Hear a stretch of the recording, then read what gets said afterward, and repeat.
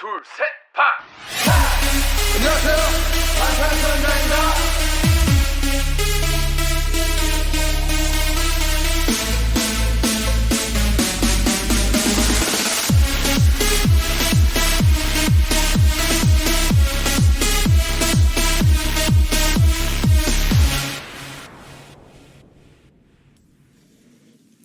So I had such a fun weekend, a really exciting weekend. On Saturday, we got together with a bunch of friends and we went to the movies. We saw Bad Boys 3, or I don't know, Bad Boys for Life. It was really good. It was funny. It was fun. It was actiony. And then we went bowling and that was really fun. And then we ended up leaving the bowling alley and going out to Power and Light, which in Kansas City, Power and Light is like the clubs. A nice, like it's like a bar area. Yeah. It's like there's a bunch of bars connected, and you know, there's like a big center area for like concerts or whatever. It's really a neat venue. It was fun. We went out there to for a happy hour and spent a couple hours out there, and it was just like a really fun Saturday, just with like all of our friends, like a bunch of friends from college, a bunch of friends like just from the Kansas City area. It was super, super fun. And then on Sunday, it was the NFC championship game and the Chiefs were playing against the Titans.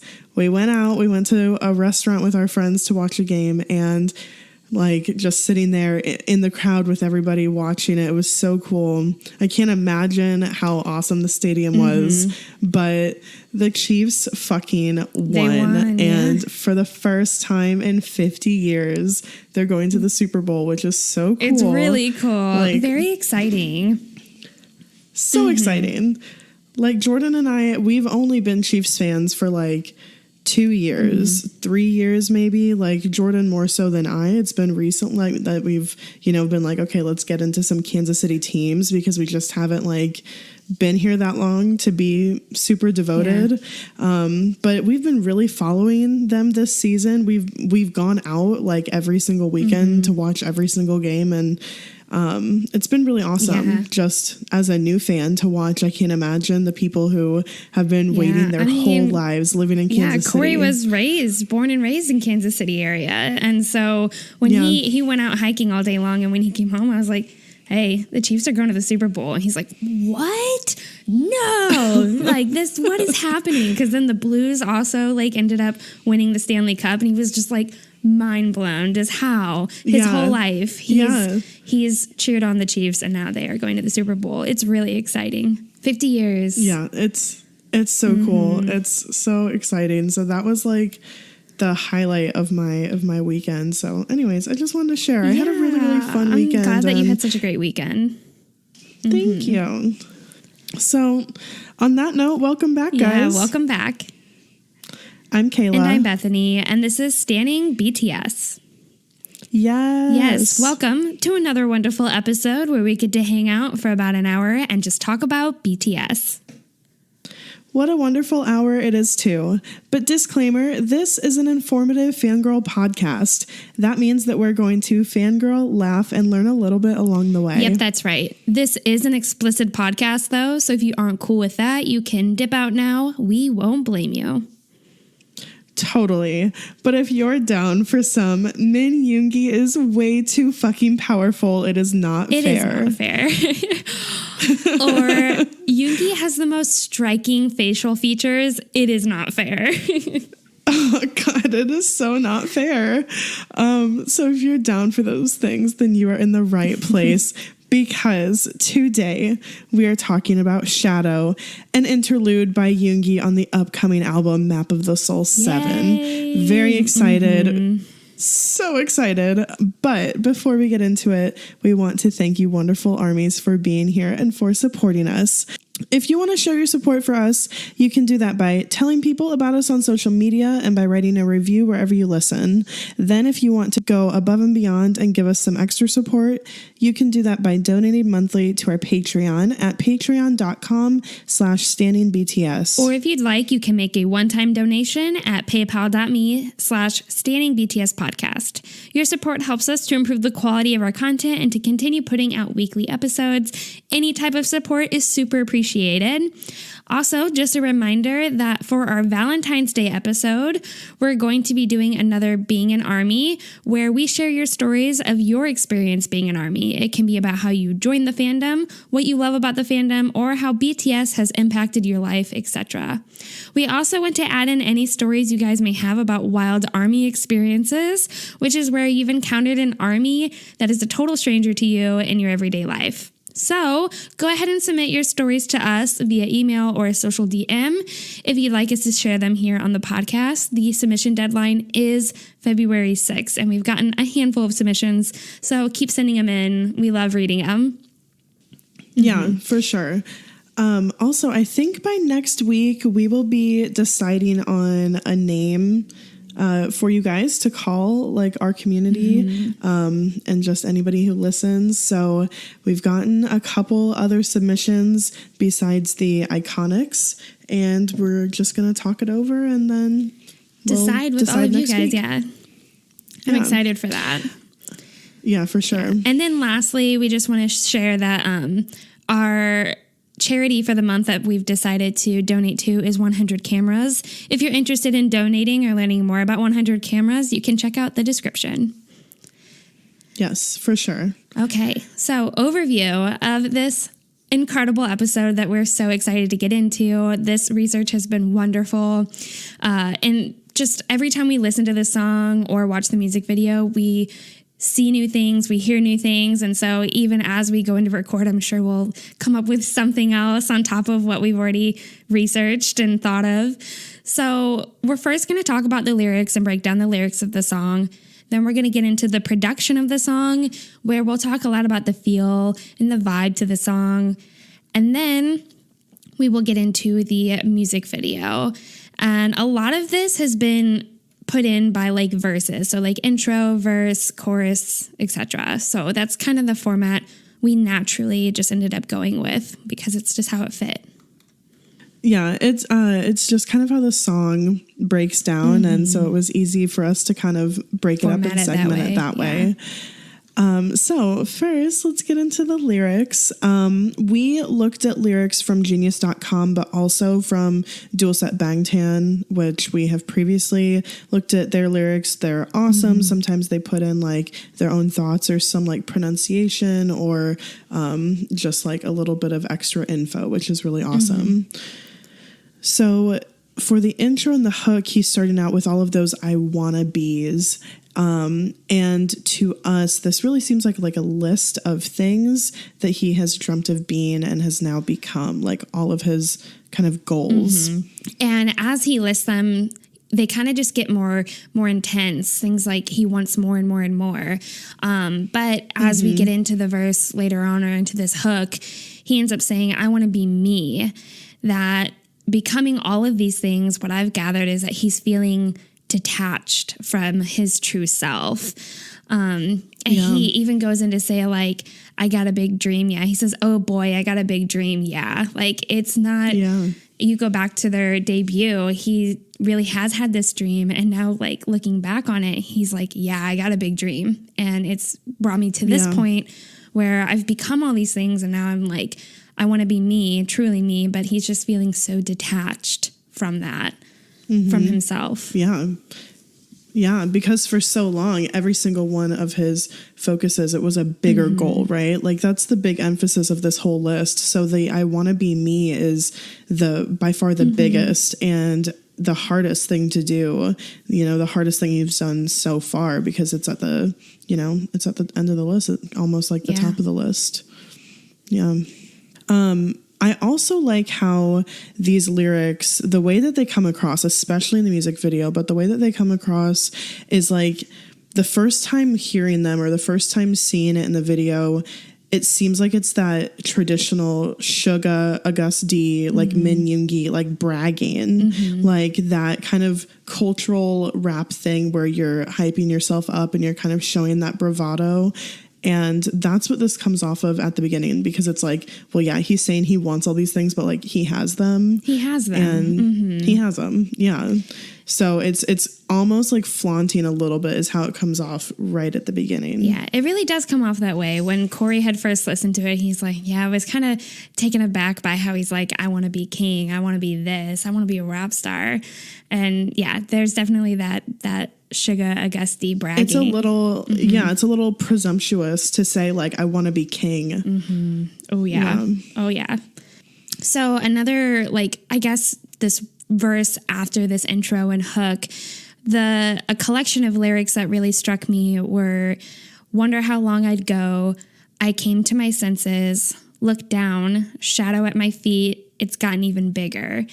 And so I think this is him kind of acknowledging and discovering that like he's just been running, and we talked about this a lot, like BTS in general, they've just been running and going, and he's at this point where he's coming to his senses. He's stopped maybe for a brief moment to look down at his feet, and like that shadow that he had back from debut, now it's just like gotten larger. There's multiple shadows at this point, or that little tiny bit of shadow that he had in himself has like grown to this extent. Yeah. Yeah. And just the amount of time that he's been going, how long he's been running, he never had even the time or maybe even the wherewithal to look back at it, to even know that it had grown to such an extent. And kind of the line that follows that up to me that wrapped up all of those things you just talked about is, I run, but the shadow follows. Like no matter where he goes, it's always there. And now he's always aware of it and how massive it is. So we've kind of talked about the concept of shadow before, back when we originally did like the Map of the Soul Persona album review. All of these themes came up. So we talked about this. Obviously, this is something we're going to have to get into more on this album, as it seems like it's going to be a theme that they explore more. Definitely. But just a quick description of the shadow. Jung's shadow is everything in which a person is not fully conscious, or it's also called the unconscious. It's the dark side of you. It's like, it might be good things that you've hidden about yourself that you just don't have the self-confidence to bring out, but it also might be like what you consider to be bad personality traits or bad aspects of, who you are, or bad thoughts that you have, or something like that, that you kind of try to hide away. You hide away from yourself in your subconscious or in the unconscious. But it does usually come to light. People learn of their shadow at a time, and it's not something that you can escape. It's something that we all have. And yes, it can come off as like the bad part of you or the darker side of you. But I think as we get... that's really just how you see it, right? Yeah. Until you bring it to light. And I think we'll get more into that as we get more into the lyrics and the video and the production of the song. But the shadow isn't necessarily bad. It's something that can hold you back, but it's also something that can like bring you up. It's interesting. Yeah. So in the lyrics, his shadow is kind of like coming across. Of course, we can't pinpoint, we can't like reach out and say these are all of his shadows. He's telling us all these things, but we can kind of think about like a greed monster, fame monster, lust monster, like just thinking about all the things that he does want and how those can kind of couple with the downside of fame, like what comes with all of those things. And it's just interesting to look at the conflict that's going within himself. Like you can see all the downsides of the fame, but despite all of that, he still is greedy and wants more and wants to be the king, and and there's a part of him that really hates that about himself, but like it's there. And so as we get in, we kind of see, as we get into the chorus, that he ultimately has to face his shadow. And like, despite this despair of fame, I still want more. Like how there's this internal conflict going on. Yeah, once he gets into the chorus, he actually says, "The moment I face myself brought lowest, it so happens that I'm flying the highest." So it's like literally looking at himself right now, his reflection, like, I am like on top of the world. BTS, biggest group in the world, selling out world tours, selling 3.24 million copies of their album, pre-order the first week that they can pre-order them. Insane, right? Biggest group in the world. And has this biggest shadow. He finds himself the lowest that he's ever been because he's coming face to face with and reflecting and just looking at the downsides or, how everything that he's experienced and gone through has affected him, negatively in some way. Yeah. And it's strange to think about that he is like, in his career, like he's at the highest, he's where he's wanted to always be, but he's facing himself at like this lowest moment in his life as well. There's a lot of high, low, up, down. And so another part of the chorus is "Don't let me down, don't let me fly," which to me is very contrast. Like he doesn't want to be contradictory. Down. Yeah. Don't let me down, but don't let me fly. Like in between there.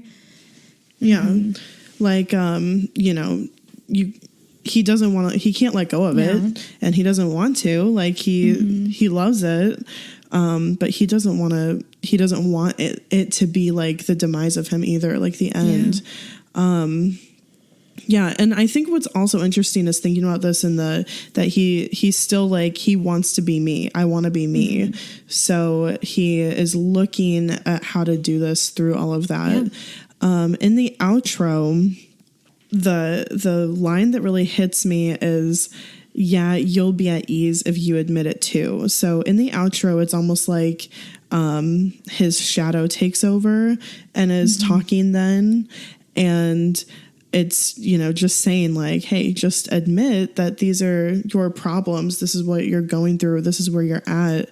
And, once you know that it's there and accept your demons and your faults, then it's much easier to work with it.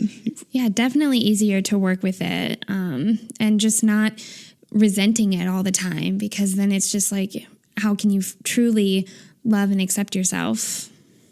Right. Because we were kind of talking in the research while we were doing research about our own shadows. This kind of brought it up to us, like, you're not always aware of your shadow. Like, you're not always aware, like when you're growing up and going through childhood, the things that you kind of pack away, right? The things that at that time you don't know how to deal with, you don't know how to process. So you just pack it away. Or you're and then not as you fully get older, aware of it.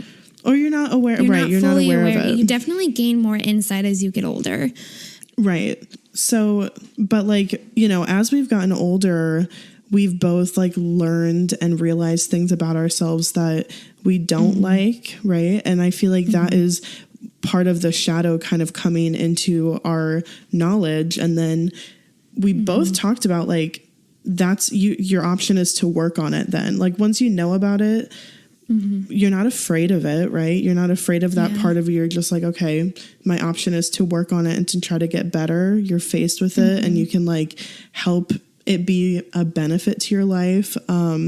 So like my personal shadow that I just had been working on over the past probably like 4 years, is just, I felt like I was really selfish, and it wasn't always something that I saw in myself, like when Jordan and I were dating, actually, this was something that like he, brought to my attention. And it's, people make each other better. It's one of the things that you do as like a partner. And, I just didn't grow up in a household that like we always thought about other people's needs before our own. Yeah. It just was not. It's how you were brought up.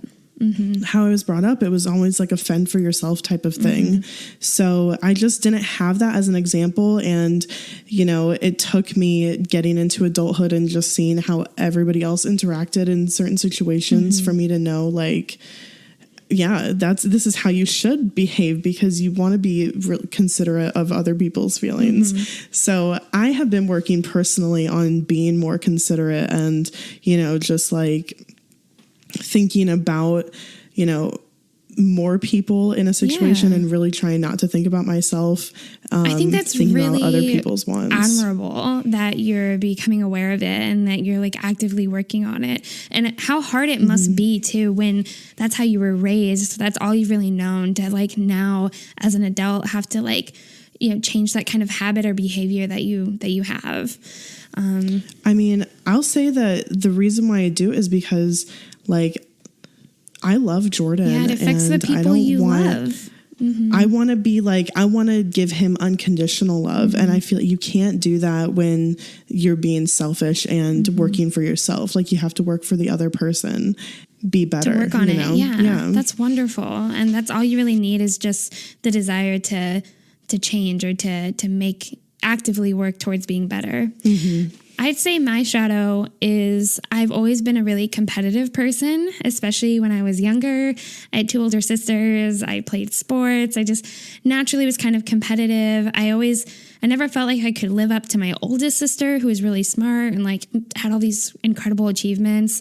And my other sister's like a musical genius. And so I never felt like I was number one in anything. My mom used to say I was a blend of my sisters, which kind of, you know, I don't think my mom meant any wrong by it, but I remember telling my mom like, oh, like I don't exceed in many things, or at parties, my mom would always brag about my sisters and I never felt like I was on the forefront of that. So just always competitive. And I can see now how it's gotten into my everyday life as an adult where I almost look down on other people, and I hate that I do that. And I try to work on it a little bit every day, where I'm like, I don't want to look at myself and look at my accomplishments and then think that someone is less accomplished than me because of where they are at in life. But I have a tendency to do that. And so that's definitely something I try to work on. I think that's a shadow that I have. I'm sure I have many more. I don't think like people would admit that, you know, like they just innately, you know, something within them, sometimes they'll just look down, you know, on somebody for whatever reason, like just being judgmental in any way. Yeah. Like nobody likes to say that they're a judgmental person. And I don't think that you are. Like you don't come across that way.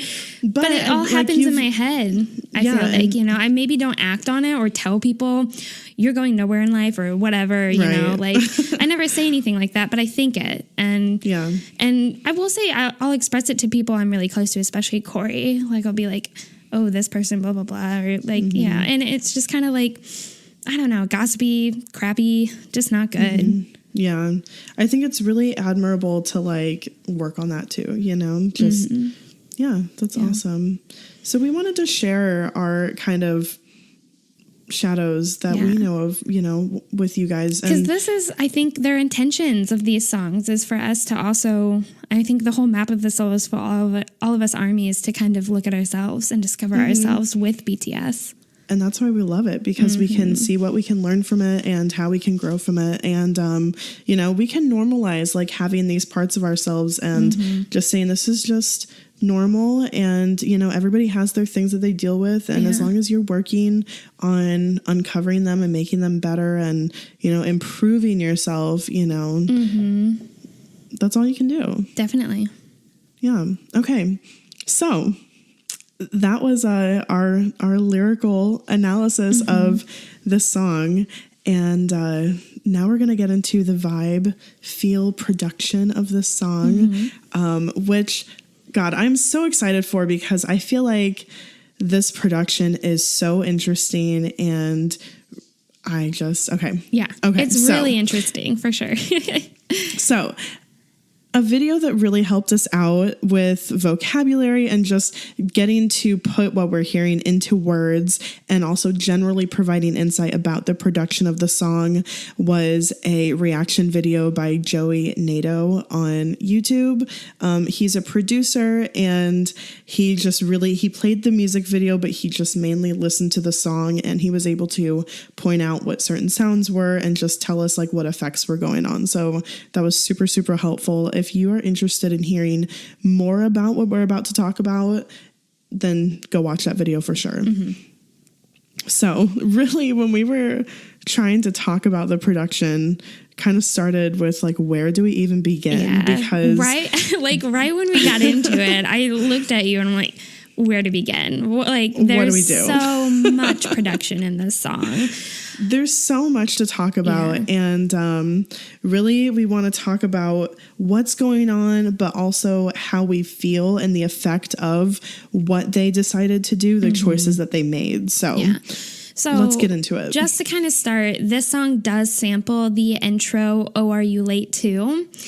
So at the very beginning, in the intro, in the first verse, Yoongi starts rapping very softly, and it grows in volume as the verse goes on. So it's kind of like it starts off, and all the lyrics and the production and the music video all just emphasize exactly what is being said in this song.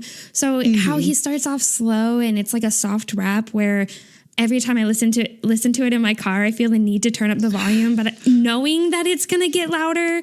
But I think that his intention of this is like the growing of his shadow and the growing of his greed. Just like, I want this, I want this, I want this.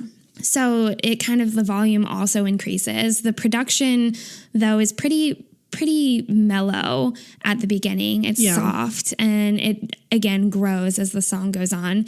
You also can hear like vinyl crackling at the beginning when you hear this more mellow production. And the biggest thing that really stands out, that was really mentioned in the producer reaction video, was that there's these reverse chords. And when Joey Nato mentioned those reverse chords, I immediately thought, oh, I know reverse chords because of the Beatles. And I immediately thought of that. And I thought, oh yeah, that's definitely what's being played. And that's why it sounds so kind of different.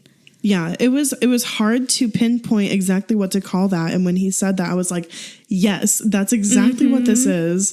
And he said that it was like somebody's vocals singing these chords, and then they were reversed, the track of them singing reversed, and maybe even pitched down a little bit because it's a little low. But they just add such a cool effect, almost like a it's I don't know how to explain it. It's kind of that like an soft, anticipatory effect, it almost sounds like orchestrated, but it's not orchestrated, but put that in reverse, so it's almost like beautiful, but like that haunting beautiful kind of thing. It's a little haunting. It's it makes you feel a little bit anxious, almost uneasy. Uneasy for sure. There is one placeholder block in the beat that goes along with these reverse chords, and it's just kind of like hitting in there every once in a while to just keep us moving forward. And also about the intro in the first verse, his rap style, his flow, he switches it up a considerable amount of times. I want to say like he has like 3 or maybe even 4 different ways of speaking and delivering the rap just within the intro and the first verse before getting to the chorus. And just for reference, for the exact change in flow that I really think of and that you had also really thought of, so I'm sure a lot of you guys listening have really noticed the change in flow. Just for reference, in the music video, it's the part where like they're all reaching out to him and it's kind of in slow-mo, and he does that like do-do-do-do-do-do-do-do, and just, that flow, it sounds so good. Like the effect of it. That like I syncopated echo rap. Syncopated echo rap. I love that because I feel like that takes a lot of skill. I feel like this is something that like, we kind of see him do on songs that always blows us away, is like that little stutter rap. But just things that he's been doing lately, and it was just cool for him to put that. It just fit really well, sounded really awesome. Loved it. It sounds so awesome. And yeah, he changes and switches up his flow a fair amount in the song, especially at that part. So getting into the chorus, we have vocalist Yoongi, which I remember when the song came out, like my sister and Anthony were like, he sings and he sounds so good. And yeah, it's the thing about the chorus, and it flows and transitions really well, but those reverse chords are taken out. And so now things are, and this sounds so lame, but like things are projected forward more at this point. Yeah. And it sounds not like your everyday song, but it sounds a little bit more normal. The chorus does. It's not as like, oh, this is different. This is interesting. It's a little bit more, you can sing along to it and rock out to it. It's more clean, you know, just things that we're kind of more used to hearing.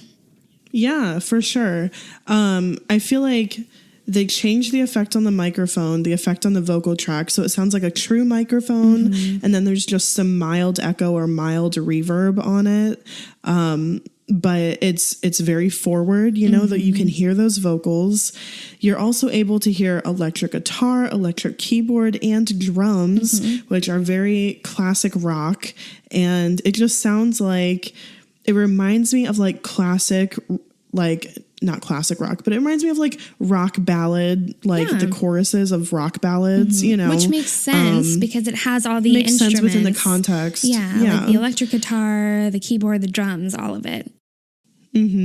But yeah, it is, what I was thinking about is that it puts it very on edge. It's very different from the sound of the intro and the first verse. Just that kind of unease that we felt with those reverse chords, just those being gone and putting all these classic, well-known sounds and instruments into it. It's completely different. Yeah. Completely different. And I think about like the first time that I listened to this song, like all of this so far was totally making sense. And I was like, okay, yeah, like I get it. It sounds okay. Normal kind of verse and then a catchy chorus. All right. But I had no idea what was about to come. What was about to come with the fucking outro. Yeah. No. There is a second hook and it's just that same hook that we heard at the beginning, but the vocals this time are more forward and louder. He seems a little cockier with kind of, when he sings King, how he lingers on it a little bit and just almost kind of is doing his little mush mouth thing where he's not pronouncing it thoroughly. He's just so cool. Yeah. Yeah.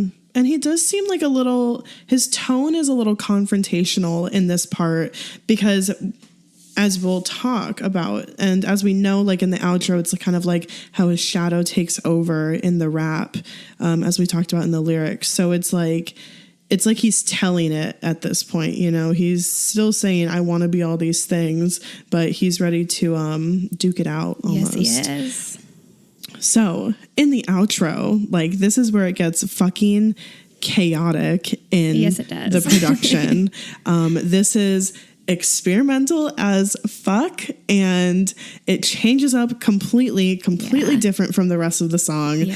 And if you thought you were uneasy at the beginning of the song, you get real uneasy at the end. Yeah, except for you can also rock out to it, but it's also insane. This is, I feel like, before even talking about it, I feel like this is what the fuck we have been asking for. This is what we have been hoping for. Is it not? Like, it totally is. This is, back when we did our Map of the Soul Persona album review, this is when we ended on Dionysus. We were like, we want experimental. We want something totally out there. That's something we've never heard before. Yeah. We were like, they are poised at the end of this album to do exactly that, you know, like they are ready to do that. And when watching this video, the producer, Joey Nato, he paused it and he was like, oh, I've never heard anything like that before. Yeah. And I just love that because, I mean, he's a fan of BTS. Like, he reviews their songs, but like, he's a producer. It is his job to know music and to know it well. And, you know, for him to say that, being in the industry, like, it's so cool. Like, there is truly no sound like this sound that's out there. And it's crazy, but they pulled it off. It's risky, but they're in the position to really try it out, to do whatever. I feel like this what we know about this whole comeback so far is that they are taking artistic risks. They're taking risks because they can and they want to. Yeah, it's what they're about. They could just easily be writing it out, writing like typical pop songs, but that's not what they're about. It's just not, and they know that. No. BTS are so about taking risks. Like, you know, they are always about chasing the next part of the art form and growing. Like they're not they don't stay comfortable, which is good. Yeah. Wow. Anyways, damn. So the outro, as we're talking about it, all this production that's going on, the biggest takeaway for me with the vibe is like it's so distorted and kind of sounds disturbed, and it's brash. It very much is. It's super distorted, especially like on his vocals. And then the beat, because it totally switches up in the sound and what's in it. The full trap beat is back. There's a full trap beat. There's still blocks in there. Oh, sorry. You can say that. Yeah, no, I mean, there are still blocks in there, which we heard in the intro, but the blocks come back with the outro, but there's a shit ton of echo effect on it. Like we said, it's just everything has been distorted, all these sounds. And then an added effect, they did not previously have these, but now they have these 808 drums, which are giving such a loud bass line, super loud, super prominent. It's hard. Like you don't hide 808s when you put them in there. Like if you're listening to this in your car, you're cranking the bass up, you're shaking the car because this is like hype. It's making you want to move to it.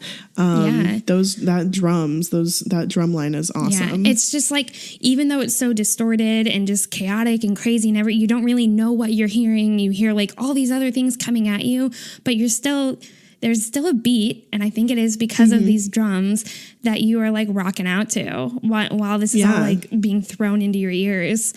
Yeah, you're guided through it. Like, So there's a lot of background noises too going on, and like these are just a few of them, and we don't even know if we're like right about a lot of these, but these are kind of things that we hear. There's a lot of like reverse synthesizers. I feel like I hear like this staticky kind of siren going on in the background. Yeah. And then I hear like a lot of like yelling or like growling, almost like barking, snarling, like going on. Like if you listen with headphones on, or if you listen in your car, you can hear it going. Like you hear like one on the right side and one on the left side, and it kind of goes back and forth. And then Jordan actually pointed this out. I didn't even hear this at first, but we were listening in my car. We cranked it up, and he was like, "You hear that flute?" And you can hear it a little bit during the first half of the outro, but during like the last half of the outro, it really comes through the forefront, and it's like right at the top, floating at the top of all of this chaos, and it is irregular. It's not on any kind of beat. It doesn't even seem to be playing any sort of like melody. It's just notes. It's just thrown in there. Insane. Just thrown. I mean, the flute really is like the icing on the cake of like, this is experimental as fuck. I need to listen to it again and really just be listening for the flute. Oh God. Listen for the flute is crazy. The flute is crazy. Wow. Okay. So that was really all we have for the production. There's a lot that goes into it. We barely scratched the surface, but yeah, it's so well produced. The lyrics, it's really depicting the lyrics well. So let's go ahead and get into the music video, where we have this visual to go along with while thinking about the lyrics and while listening to the song. Yeah. So the director, we want to give a shout out to the director of this music video, which is Wee Kim. And the assistant director is Sang-woo Park. And the significance of Wee Kim is that I guess he ended up, he was the director of... He directed Give It To Me. That's right, yeah. So yeah, he's only worked with BTS. He's only worked with Yoongi twice. And, all of both of their careers mutually. And, so he did Give It To Me for August D, and he did this one. So it's just, obviously they work well together with those camera angles and communication of how like he wants to portray I wonder it. if he really enjoyed working with him then, and then like asked to have him back for Shadow. I feel like, they must just have like a similar vision about Yoongi's style, rap style, and how that conveys, how that like translates into a music video.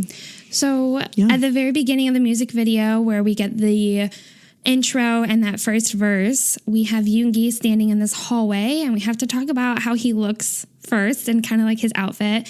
So it's an all tan outfit, and he's got this gorgeous, stunning, ashy gray hair color, and it's slightly curly, like it's just wavy and fluffy and just gorgeous.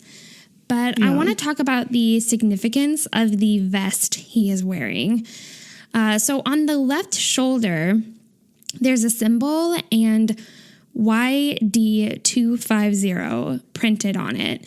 So this is actually a model of the Yakima motorcycle that Yoongi was riding when he got hit by a car pre-debut while he was out making deliveries for his job.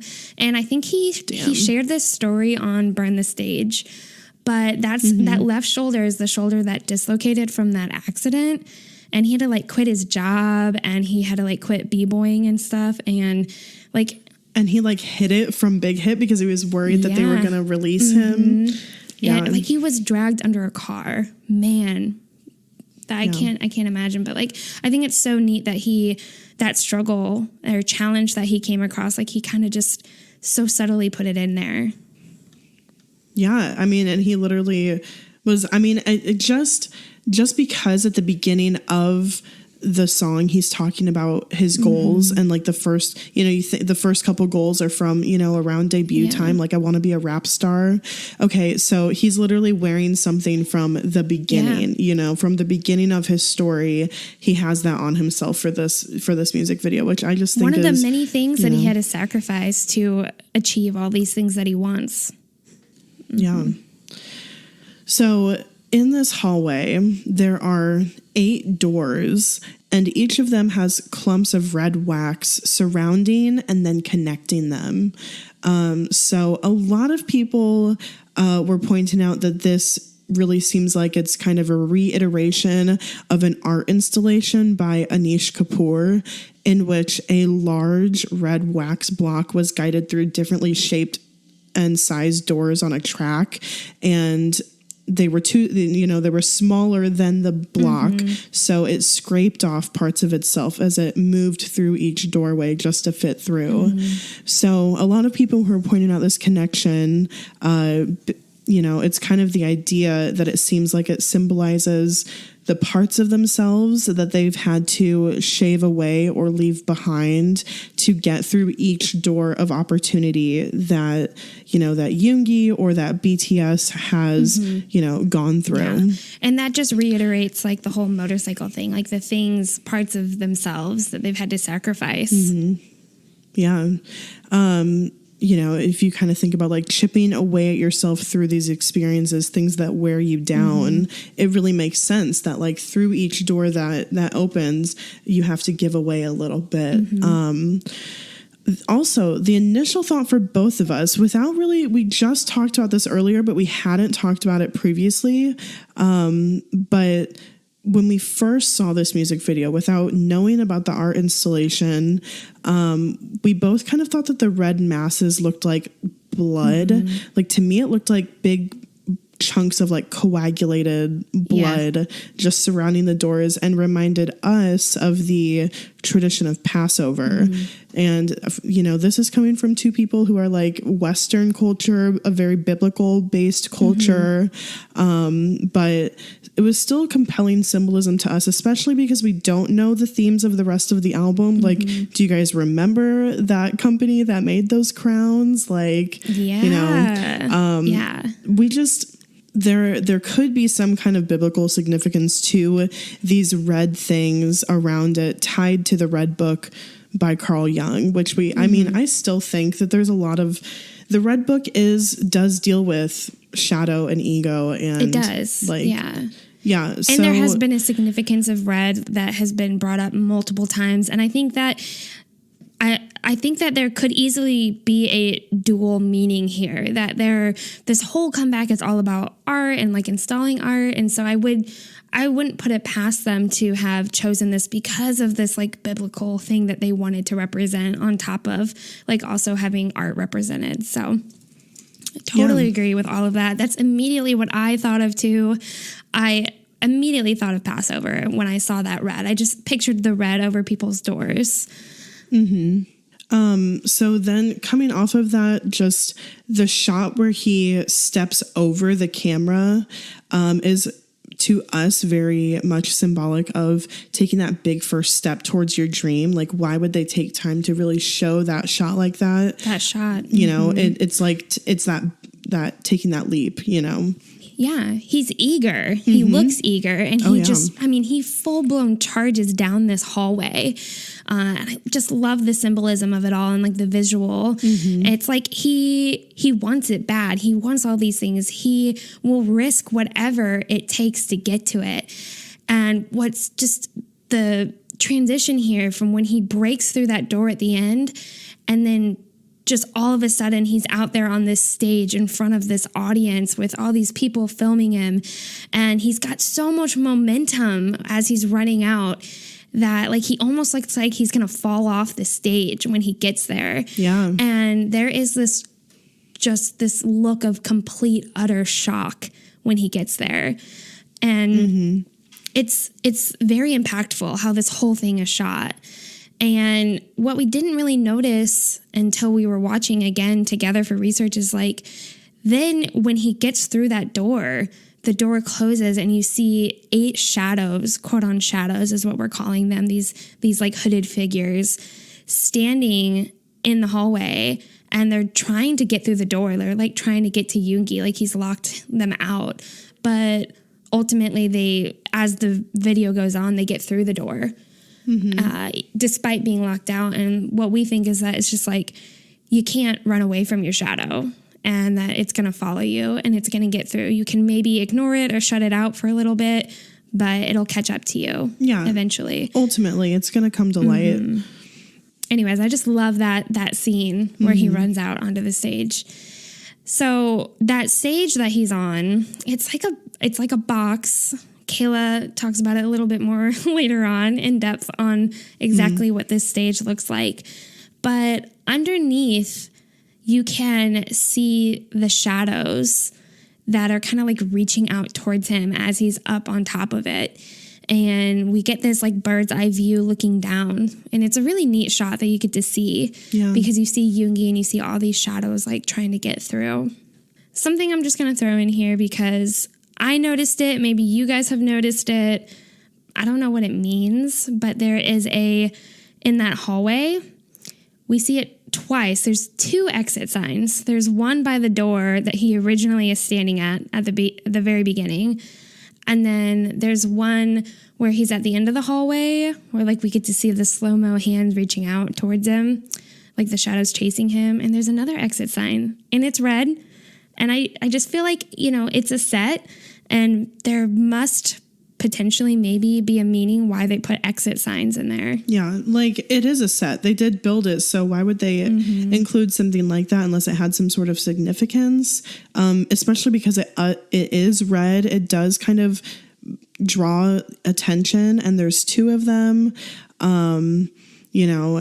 Think about like red book thing again, but also like exit like is like, facing your shadow. Is this the exit to, being happy or to finding yourself or like, or are you looking for an exit, a way out? Or looking for an exit or a way out. I was just thinking like he's come this far and there's all these downsides to fandom and everything. And if you go and look at SUGA's interlude, like on Halsey's album, on Halsey's album, there's a lot of talk about like if they really want to be there or like giving it all up and stuff. So like maybe that's just lingering over his head or in the back of his mind, like just escaping and just forgetting it all. Yeah. And like there's always that exit option. There's a way out. Yeah. And you got to know, like, especially it would be hard, like once you're at this level and how many people know who you are, but you have so much money and so many resources that if you really wanted to get out, like, you always know you totally could go off somewhere and live your life and just do something else completely. But exactly in this video, we're not seeing him do that. Like, it's not like wants to do that. Like he's not ready to give up like that dream. You know, he just still wants to find himself. But I like that maybe that's the reason they have it there, is that it's still something that crosses his mind. Yeah.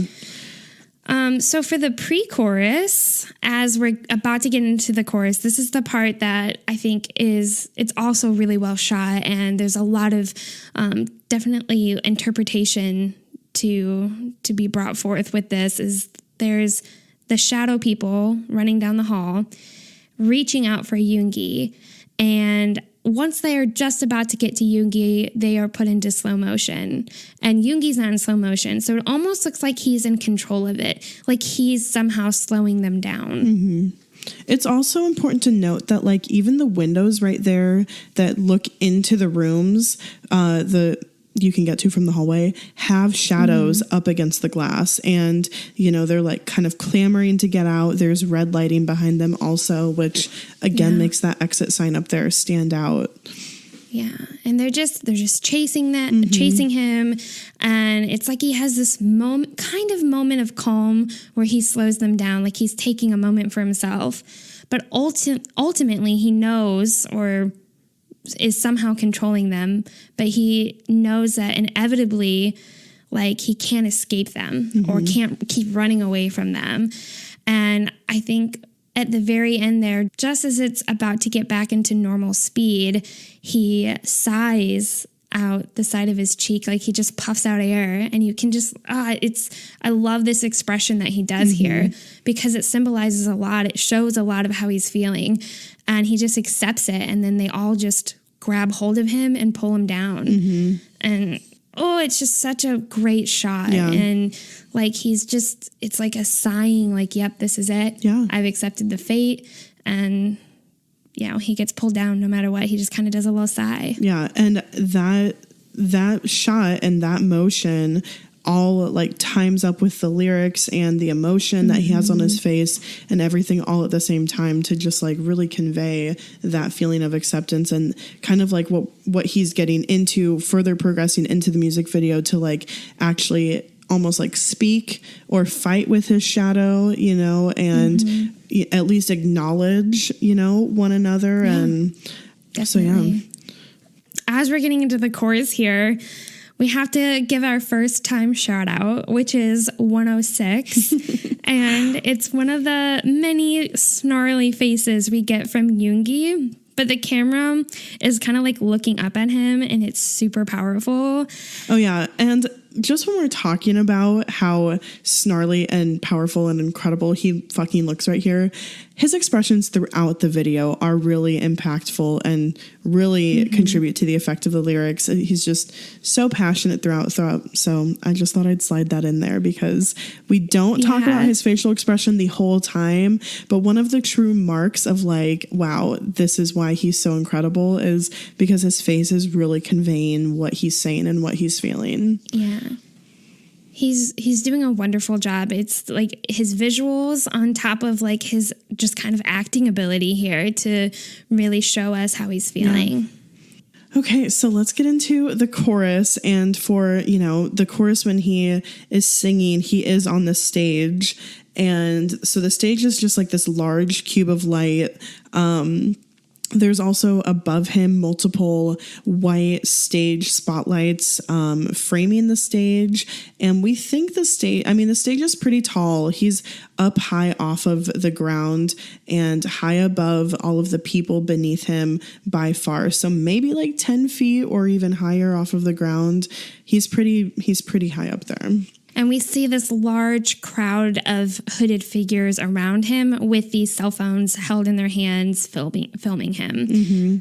So one of the big visual effects that we see during the chorus is a microphone that is flying through glass and it shatters it. And for me, this kind of, anytime I see a microphone with Yoongi, it reminds me of Mic Drop. So it kind of, it makes me think of those things. But the vibe of this song and like the meaning of this song is very much not a mic drop. And There's a lot of other glass in the music video. There's glass on the ground in the hallway that he starts in. When kind of like that mirror shatters, there's glass on the ground. Then there's, he's in that glass mirror room. And so there's a lot of significance that this glass could be, because it is shattered. So it could represent like the breaking of something, like the breaking down of something, or, some sort of like a clash, a conflict like that. But it can also be talking about like this glass ceiling, just thinking about all of the things that he's achieved that he points out multiple times in this song. And how he along with BTS, like they did break through this glass ceiling of accomplishment that, nobody had done before and nobody had expected, for a group like this that came from nowhere to do this. Yeah. And when you mentioned this, I had never really thought about this like glass ceiling and how they've kind of broken through it, being this Korean pop group to have become this successful and to have made all these changes. But one of the visuals I kind of look at in the music video is what we kind of said were maybe those shadows beneath the glass box or this glass stage, or I don't even know if it's a glass stage, but like seeing them kind of reach out to him and he's on top of them almost kind of gives off like that glass ceiling effect, and like people trying to reach out and to break through it themselves. Yeah, that bird's eye view where he's kind of like laying down on the stage and you can see like all of those shadowy figures underneath like pressing their hands up against it. Is that just symbolic of all of his shadows, or is that also, can that be symbolic of like, everybody else trying to break through in the same way that they have done? It's just food for thought. It's interesting. There is kind of this duality in the song of like teetering between like bragging, like from somebody on the outside, they could very much interpret it as bragging and saying like, look at all of what I have and what I've done, Yeah. So, okay. Anyways. So in the chorus, as it goes on, there's a lot of these drawings that are flickered on the screen. And I just immediately think of like subliminal messaging, because it's just real quick. It's super quick and there's a lot of it and they're in different colors. You kind of notice them, but you really have to like pause and focus to get an idea of what it is. So we see like these gold wings around Yoongi. We see a red halo above him. We see a red crown down at the bottom of the screen. And then like later on, you see it turns to gold and now it's above his head. There is an equilibrium sign that's thrown in there. There's also some words. Teeth, jaw, skull, dew, and loin. No clue what they're supposed to mean, if they're supposed to mean anything. Yeah. They're just there. I think they're decoys. Decoys. Big Hit has been putting out, Big Hit and BTS have made so many decoys that all of our theories are shit. Literally, I literally believe that they purposefully put out multiple different like themes of decoys so that way people could orchestrate these complex fucking well-researched, well put together like, theories. They have a decoy team for sure. So we need to talk about his fucking Dior outfit that he wears when he's on the stage. Really good shots of it at 2:03 because the lighting is incredible right on his face. He's looking straight forward, but it's coming from above. So you see these like amazing chiseled out cheekbones. And this Dior outfit, he has like, he has that black utility vest that's like cinched up around his waist. Like, fuck. It looks so great. Like cinched up right around his waist. And that chain around his neck. Oh, it's all working together very well. And he looks so stunning in it. I've seen people tweet out like his Dior outfit next to Hoseok and they're like, these two together. I'm like, no, I can't imagine that soap.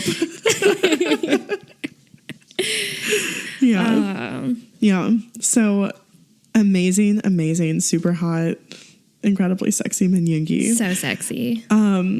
after the chorus, he gets into the second hook. So he's listing off those goals again.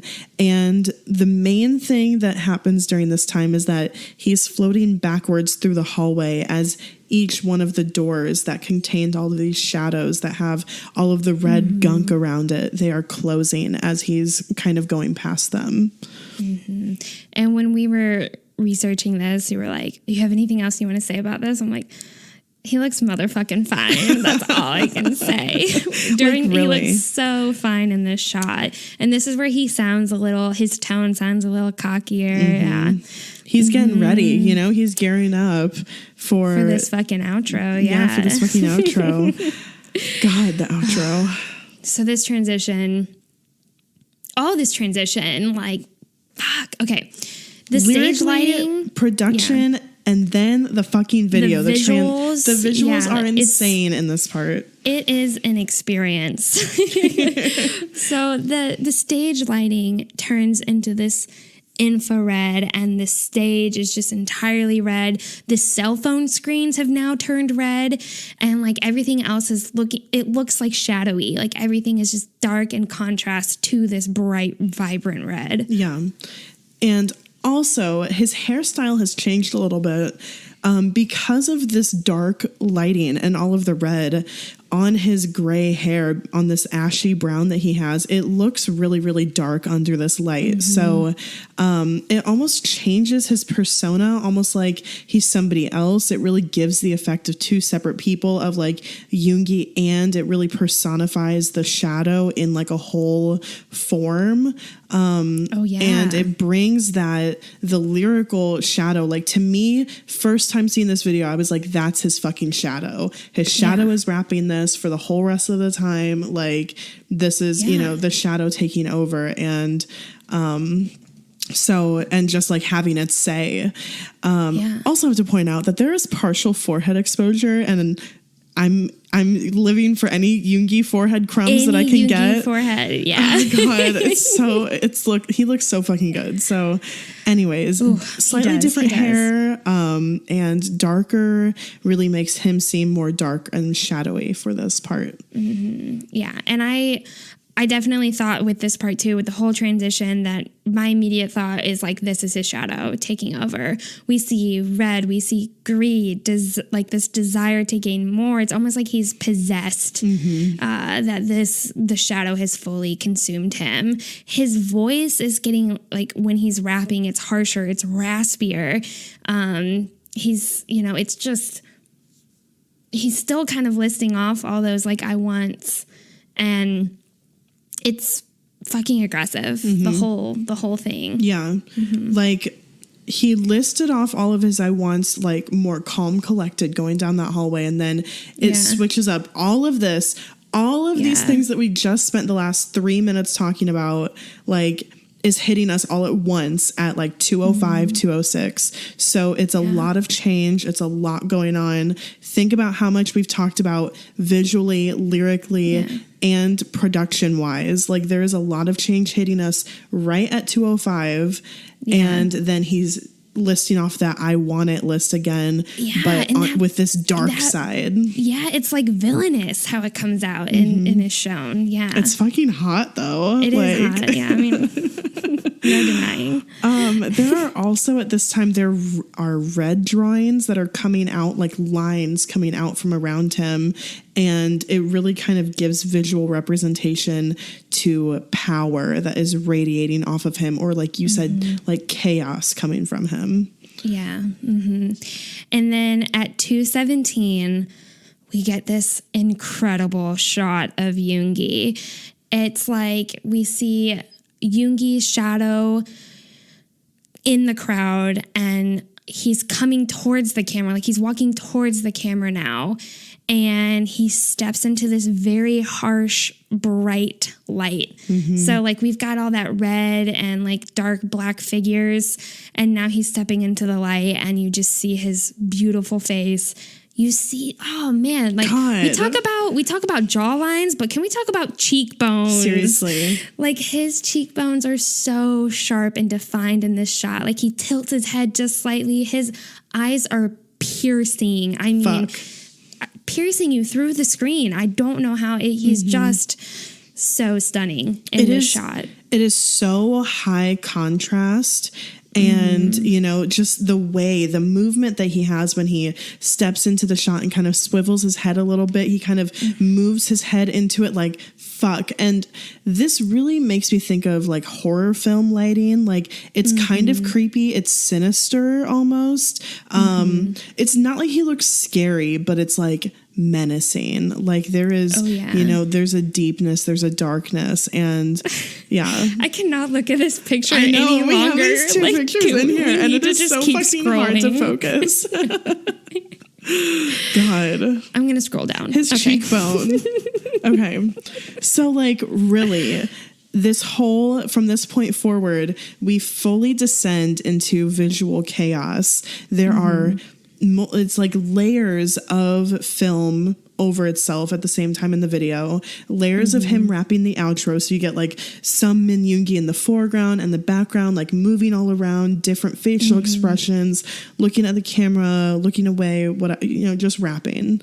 There's multiple layers of people with the phones around him, the hooded figures, just crowding him, flashing their cameras, We're going to talk briefly about the phones here because it is something that is shown a lot in the video, and a lot of armies were kind of, interested in why he decided to show this in the music video.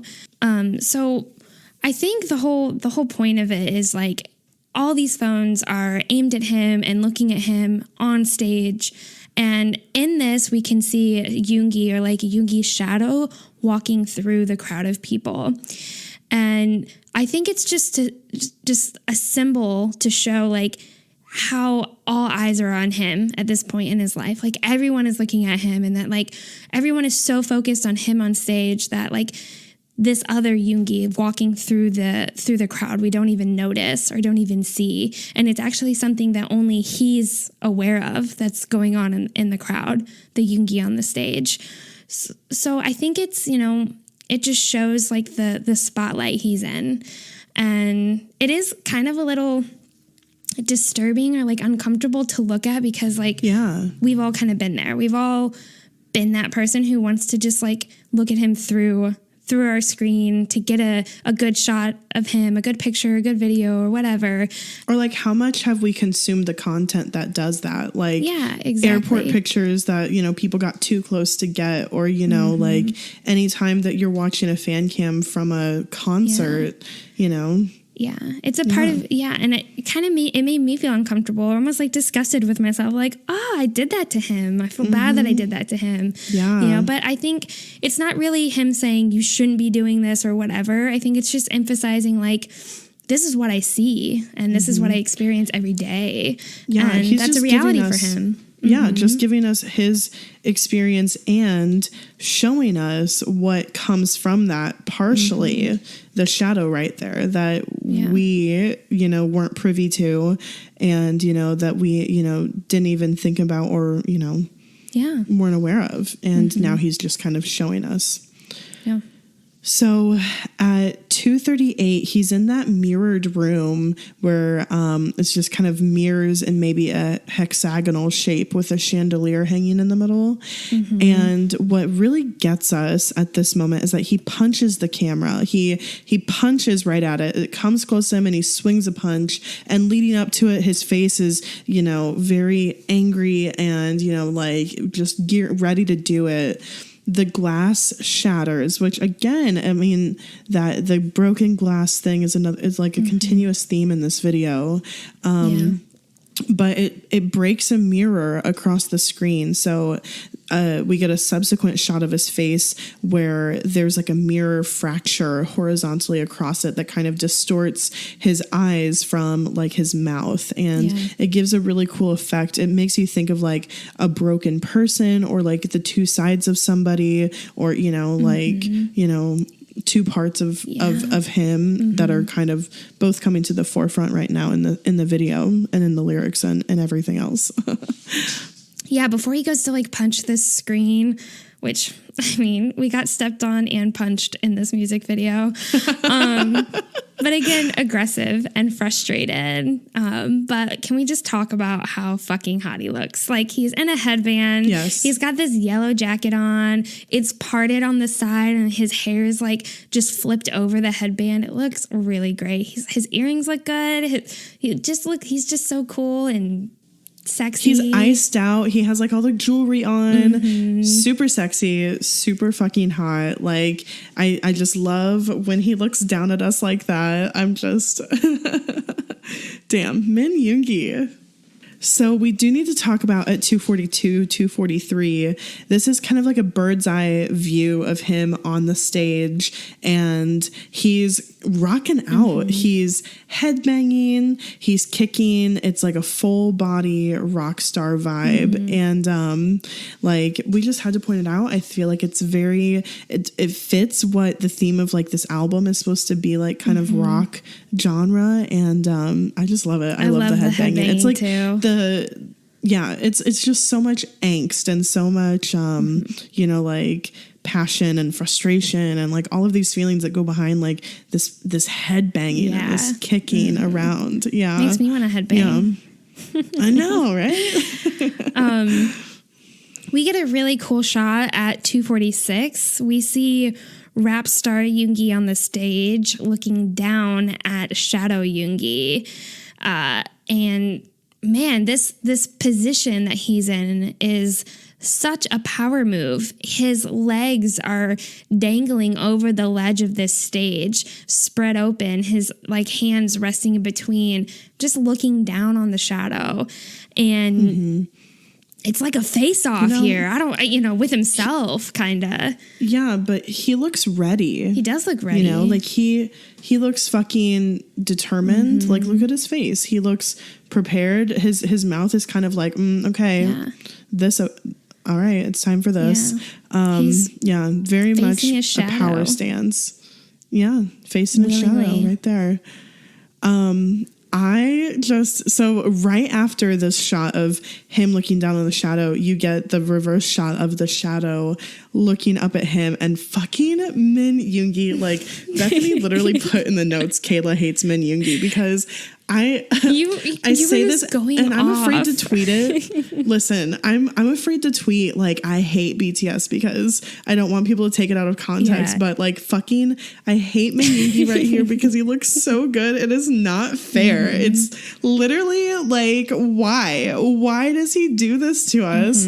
Like, in the first moment, it's like the camera's a little bit further away from him and he is just kind of looking up, barely tilting his head to look up at the stage at like rap star Yoongi. And his fucking neck, his neck looks so long. So exposed. He has this Adam's apple, so exposed, so fucking hot. His jawline, I feel like we do not talk about his jawline enough. Okay. He just, God, looks so fucking stunning. And then we get a more hot, straightforward shot of his face doing the same thing, looking up, and he's looking at us kind of like inquisitive, curious. Like in his eyes, there's, inquisitive and curious, like what's coming, what's about to happen. There's also kind of that look of set determination in his eyebrows and the way that his mouth is set. And his actor Min Yoongi, come on, God, he's so fucking I'm looking at this still, and I'm like, he's not really doing much. But he's conveying so much. Yes.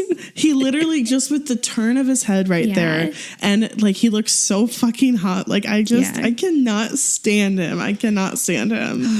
He is. He's so gorgeous. I can't say that enough. His features are so gorgeous, but his personality, his rap style, just everything about him like is so sexy too. Like it's just. Wait. What? I'm sorry, but I didn't even mention that this is like red lighting right now too. Oh yeah. On like this last part, so like that's also contributing to the visuals here.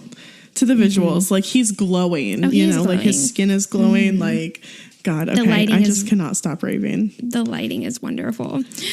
Yeah. So at the end of the music video, we see all the phones surrounding him, flashing at him. You can even see on the screens like the picture of him. And so, yeah, it's like, it's just, this is what it is. And he's kind of consumed by the flashes. And that's the end of the music video. Yeah. And that is SUGA's Shadow. Guys, please tell us if that's lame. Like we couldn't think of a better title. No. They don't. We know that it's a lame title, but it's not lame because it sucks. It's lame because it's like cute and like cheesy and like corny, but it's awesome. Yeah. So I love it. Bethany came up with this title, and all the alliterations. I think it's so great. She said it, and then she's like, no, and I'm like, well, yes, obviously it has to be that. So yeah, I hope that you guys enjoyed this. Wow, this was so I feel like it was so thorough, and this is what I love about BTS and their music is it's thought-provoking. It makes me want to better myself. It makes me look at my life. It makes me look into the lyrics and what they're trying to say. Like it's what art is supposed to do. And they're really presenting it through the lyrics, through the production of the song, and through the music video. I mean, like there's so much to interpret, and it's really up to you as a person and how you want to interpret it. And I think that is why there's so many unclear, loose end quote on decoys going on. But I love it, and I really have enjoyed listening and watching Shadow. Yeah, this is kind of like how, obviously, this is our interpretation of it, and this is how it came across to us and what we found impactful and symbolic and the meaning that we are seeing behind it. And I do love that we get the opportunity to do this. I think that like this is one of our favorite parts of the podcast is just getting a content like this, a music video or, an album or whatever, and just being able to dissect it completely. Oh, yes. And because there is so much, every single part of it does have artistic value and meaning and merit. And it's just awesome to see the level of thought and artistry that goes into what they do. And there's just not a lot of artists that do this, are doing this. Yeah. So anyways. Thank you, Min Yoongi. Thank you, BTS. Thank you for everyone involved in the production of the song and the music video. We really are so grateful that we're able to experience all this.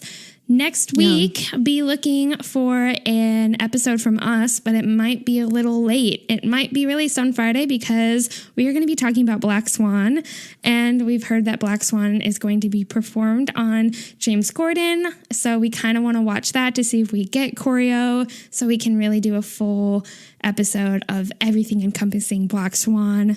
So be looking for that next week. It might be late, just so you know. Yeah, it'll probably be Friday or Saturday release because the James Corden performance is the night that we typically record and editing time and whatnot. So but we will be talking about that next week. Very, very excited.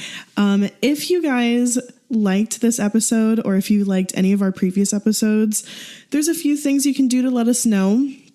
You can talk about us on social media, tweet at us, let us know that you enjoyed it, tell your followers that you listened and that you liked it. And then also you can email us or you can DM us and tell us, what you thought. What are your interpretations of Shadow? And, what did you think about what we thought? We love to hear what you thought or how you interpreted things. And I think that that's always cool to hear everybody's opinion.